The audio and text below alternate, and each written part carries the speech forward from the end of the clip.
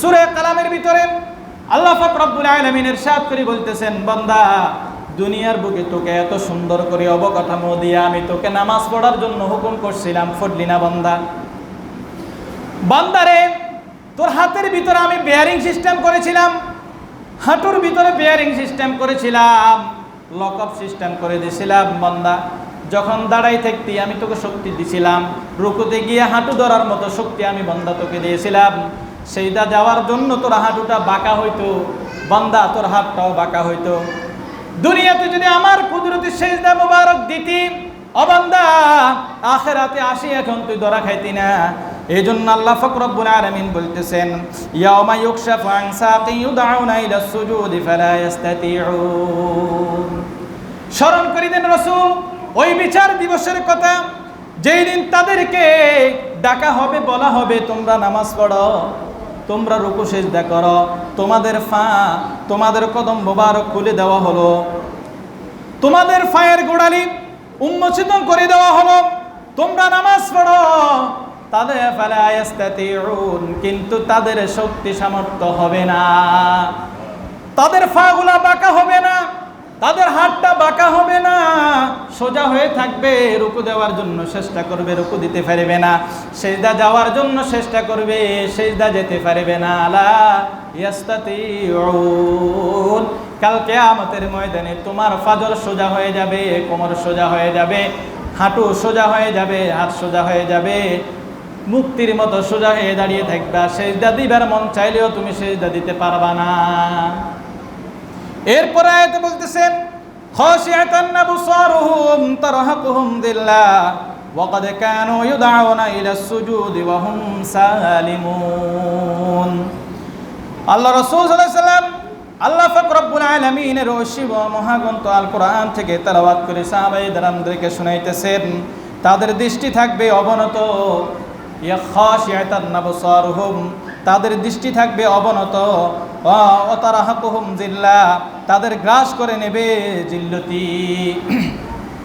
ওই দিন তাদেরকে লাঞ্ছিত, অপদস্থ, তাদেরকে গ্রাস করে নেওয়া হবে।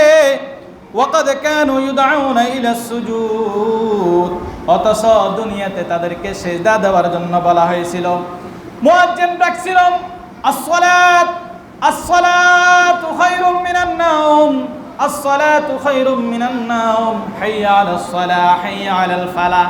মুয়াজ্জিন ডাকছিল, ইচ্ছা করলে তো তুমি আসতা, তোমার এইখানে দিয়ে আজান ঢুকলো, এখানে দিয়ে বের হয়ে গেছে, তোমার পায়ে শক্তি ছিল, দৌড় দিয়ে আসতে পারতা, হামাগুড়ি দিয়েও আসতে পারতা, কাজকে রাখিও মুষ্টি দিয়ে আসতে পারতা, কিন্তু দুনিয়াতে তোমরা তো আসো নাই। এই জন্য আল্লাহ পাক রব্বুল আলামিন বলতেছেন, ওয়া ক্বাদ কানু ইউদআউনা ইলাস সুজুদি ওয়া হুম সালিমুন। তাদের সিজদা করতে ডাকা হতো, তখন তারা নিজেরা তা থেকে দূরে থাকতো। তাদেরকে দুনিয়াতে নামাজের জন্য ডাকা হয়েছিল, কিন্তু তারা আসে নাই। আজকে তারা বিচার দিবসের দিন, তারা বলবে আল্লাহ একটু সিজদা করার জন্য সুযোগ দেন, বলা হবে, কিন্তু তাদের সক্ষম হবে না রুকু দেওয়ার জন্য, সিজদা যাওয়ার জন্য সক্ষম হবে না। খাশিয়াতান আবসারুহুম তারহাকুহুম যিল্লাহ ওয়া ক্বাদ কানু ইউদআউনা ইলাস সুজুদি ওয়া হুম সালিমুন। কি বলেন? আমাদের হাতটা এখন ভালো আছে, চাঙ্গা আছে, চোখেও দেখতেছি, পা দিয়েও গুড়গুড়াই হাঁটতে পারবো, শক্তি আছে, কেউ গায়ে বদ দিয়ে হাঁটতে হবে না। কিন্তু মসজিদে যখন আজানের টাইম হলো, মাথাটা নিচু করে দিয়া আস্তে আস্তে আস্তে আস্তে চলে গেলাম, দোকানের শাটারটাও বন্ধ করলাম না, ভালো কথা, দোকানেও পড়লাম না, মার্কেটেও পড়লাম না। ও বন্ধু, নামাজ তো এমন এক বিষয়, তুমি তোমার ক্যাশের টেবিলেও বসে নামাজ পড়তে পারবা যদি পবিত্র থাকে, তুমি তোমার গাড়ির সিটেও যদি নামাজ পড়তে পারবা যদি গাড়ির সিট পবিত্র থাকে, তুমি জমিনের আইলের ভিতরেও নামাজ পড়তে পারবা যদি জমিনের আইলটা পবিত্র থাকে, রাস্তার ভিতরেও তুমি নামাজটা পড়তে পারবা যদি নামাজের রাস্তার ধারটা পবিত্র থাকে। তুমি মাদ্রাসায় গেছো, আসতে দেরি হয়ে যার, জামাতের সময় চলে যার, অথবা নামাজের টাইম চলে যার, তুমি গামছাটা বিছাইয়া ওইখানে নামাজটা পড়ে গেল। মসজিদে ও শুধু আমার ওয়ে জমিন, শুধু উজুদাস রাহমাতাল লিল আলামিন মসজিদে উসুদ হামারো এ জমিন।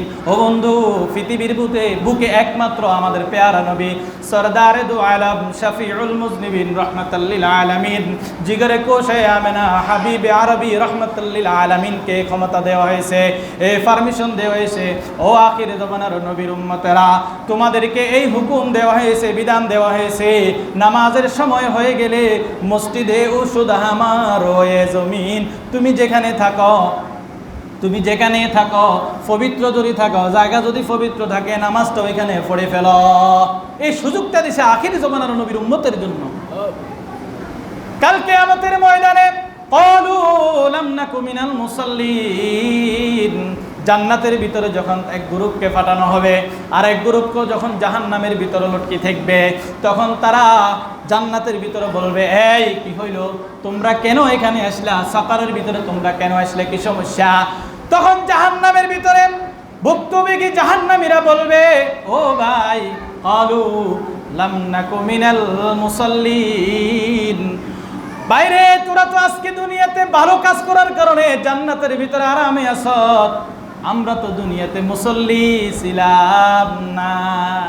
ক্বালু লাম নাকু মিনাল মুসাল্লিন, দুনিয়াতে আমরা মুসল্লি ছিলাম না, আমরা মুসল্লির বাহিরে একটা অংশ লোক আমরা ছিলাম, দোকানে আড্ডা দেওয়া লোকগুলো আমরা ছিলাম, মার্কেটের ভিতরে গপ গুজার মারাইয়া লোকগুলো আমরা ছিলাম, মোবাইলে ঝগড়া করাইয়া লোক আমরা ছিলাম, রাস্তায় মারামারি করার লোকগুলো আমরা ছিলাম, জমিনে রোয়ার সময় আজান দিছে রোয়ার হইলাম আমি, হেসে লোকটা, হায় রে খামারে ক্ষেতের ভিতরে কাম করিলাম আমি, হতবাগা লোকটা।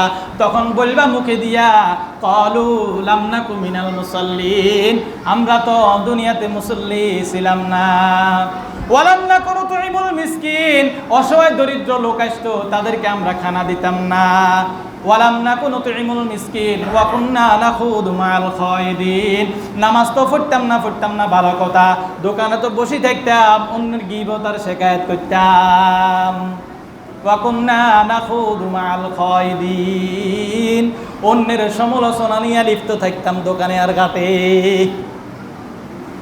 রাত্রিবেলা শুয়ে শুয়ে মোবাইলের ভিতরে সময় কাটাইলাম, নামাজের কথা খবর রাখলাম না।